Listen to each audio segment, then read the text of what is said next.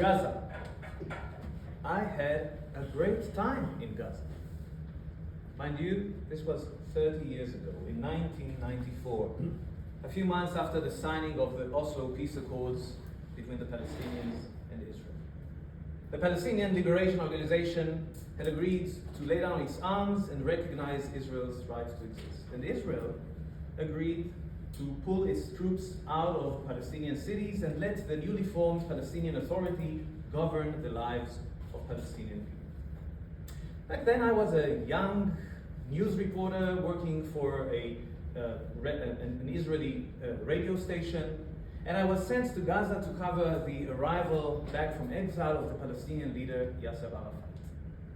As an Israeli, I was able to walk freely and safely in downtown Gaza, have coffee and hummus, and talk to the Palestinians who were overjoyed with their newly gained freedom. I shared their excitement. I shared their hope that the future was going to be better for both of us, Israelis and Palestinians.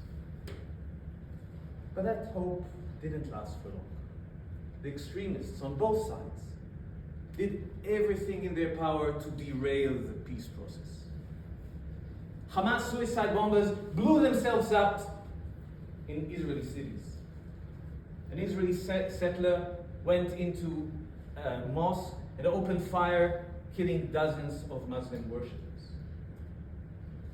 Islamic Jihad terrorists stabbed Israelis on the streets, and an Israeli right-wing extremist assassinated the Prime Minister Yitzhak Rabin at the conclusion of a peace rally.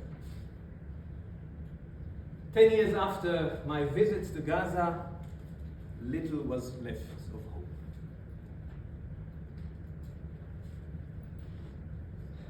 Israelis and Palestinians became disillusioned and angry.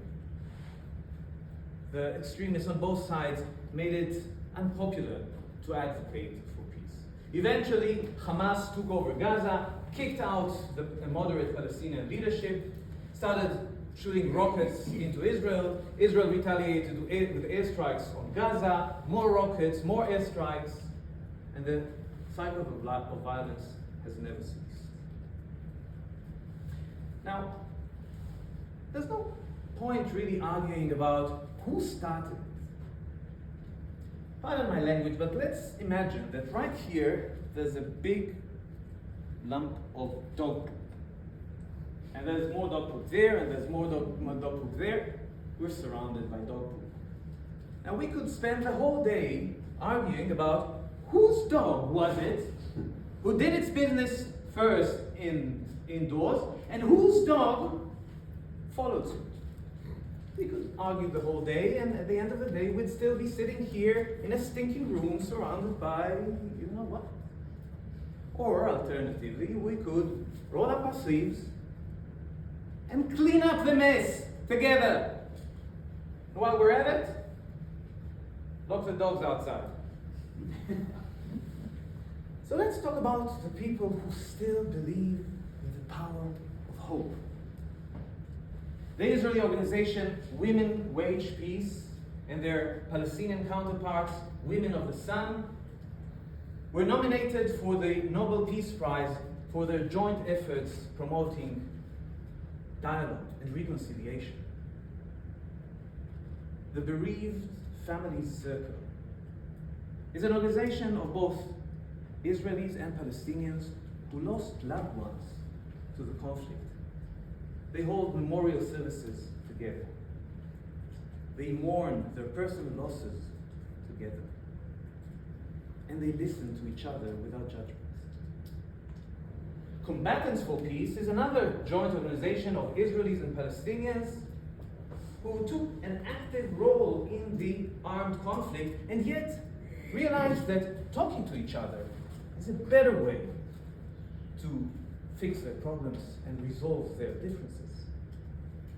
Hand in Hand is a network of bilingual schools where both Jewish and Arab children study together, play together, and speak each other's mother tongues. Because you cannot teach friends to hate each other. A Melbourne-based organization called Rosanna brings together healthcare workers, both Israelis and Palestinians, bringing them together for workshops and training. They not only improve the health outcomes of patients, but they also nurture relationships between people who might otherwise consider each other enemies. Hope is action. We make hope together by imagining a better future. Those are the words of Yinon Maoz, an Israeli who lost both his parents in the Hamas massacre of October 7th, 2023. And since that tragedy struck, Yinon has been campaigning together with a Palestinian counterpart, promoting dialogue and peace. And if he can make hope in spite of that terrible loss that his family has suffered, I reckon we all can.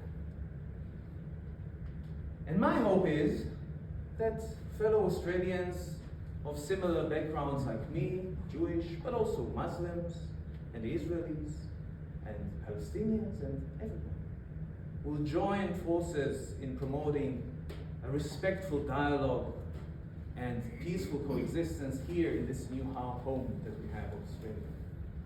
And I hope that one day I will be back in Gaza to have coffee and hummus with the locals.